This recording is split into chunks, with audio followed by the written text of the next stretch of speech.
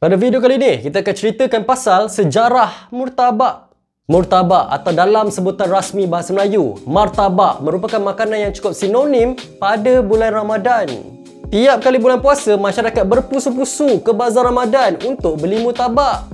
Padahal murtabak ni ada je jual dekat kedai mamak pada hari-hari biasa. Tapi bila bulan puasa je orang gelepar nak pergi makan, macam makanan wajib.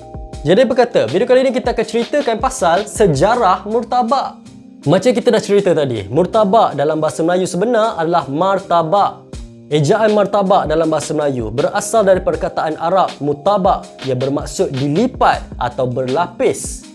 Kaedah penyediaannya yang bersusun-susun menjadikan nama ini cukup sesuai dengan bentuk hidangan tersebut. Sejarah mencatatkan bahawa murtabak berasal dari Yaman dan telah melalui pelbagai evolusi sebelum wujud dalam bentuk yang kita kenali hari ini. Pada peringkat awal, murtabak mempunyai pelbagai variasi, namun hanya beberapa yang bertahan sehingga kini. Salah satu variasi yang masih kekal di dunia Arab ialah murtabak samak, sejenis hidangan berasaskan ikan.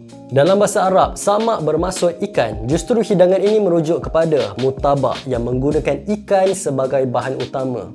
Menariknya, murtabak samak tidak menggunakan roti sebagai asas seperti murtabak yang kita kenali sekarang. Sebaliknya, proses penyediaannya melibatkan susunan ikan, nasi dan roti yang disusun secara berlapis dalam periuk. Hidangan ini sangat popular di negara seperti Iraq dan Kuwait, malah dianggap sebagai salah satu makanan tradisional kebangsaan mereka. Murtabak yang wujud di Malaysia pada hari ini dipercayai dibawa masuk oleh India Muslim dari selatan India. Ketika mereka berhijrah dan berdagang ke Nusantara, mereka memperkenalkan hidangan yang dikenali sebagai murtabak.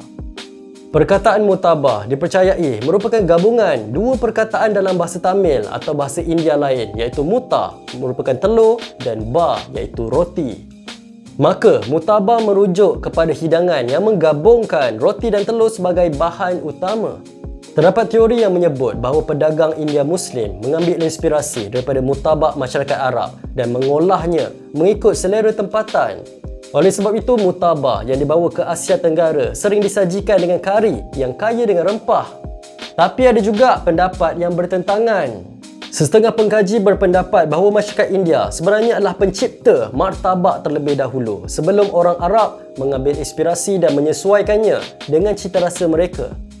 Walau apa pun asal-usulnya, kita dapat melihat bagaimana murtabak tersebar ke rantau ini melalui kehadiran pedagang India Muslim. Martabak ni bukan saja menjadi makanan kepada rakyat Malaysia, malah orang Indonesia, Singapura dan Brunei pun ada martabak. Disebabkan martabak telah mengalami pelbagai penyesuaian mengikut budaya setempat, sukar untuk mengklasifikasikan satu jenis martabak sebagai versi yang paling asli. Di Malaysia dan Singapura, murtabak yang paling popular ialah roti nipis yang diisi dengan campuran telur, daging dan rempah, kemudian digoreng sehingga garing keemasan.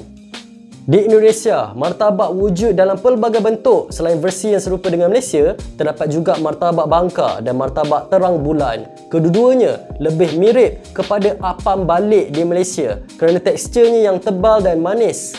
Martabak ini dipercayai hasil olahan masyarakat Cina Indonesia. Di Brunei, nama martabak merujuk kepada sesuatu yang berbeza. Apa yang kita panggil sebagai roti canai kosong, di sana dikenali sebagai martabak kosong. Setiap negara juga mempunyai pelbagai cara untuk menikmati martabak. Di Malaysia, martabak lazimnya dimakan bersama kuah kari atau acar bawang. Di Indonesia, setengah versi martabak dinikmati dengan kuah kicap yang sedikit manis dan masin. Di negara Arab, martabak yang menyerupai versi kita sering dimakan bersama hirisan cili dan perahan lemon untuk menambah rasa segar dan pedas. Jelaslah bahawa martabak bukan sekadar hidangan biasa, tetapi makanan yang mempunyai sejarah panjang dan pelbagai adaptasi di seluruh dunia. Setiap variasinya mencerminkan budaya serta cita rasa masyarakat setempat, menjadikan martabak atau murtabak sebagai salah satu makanan paling unik dan bersejarah dalam dunia kulinari. Jadi itulah sejarah kewujudan murtabak. Ada tak di antara korang yang gila dengan murtabak ni? Cuba komen sikit dekat bawah.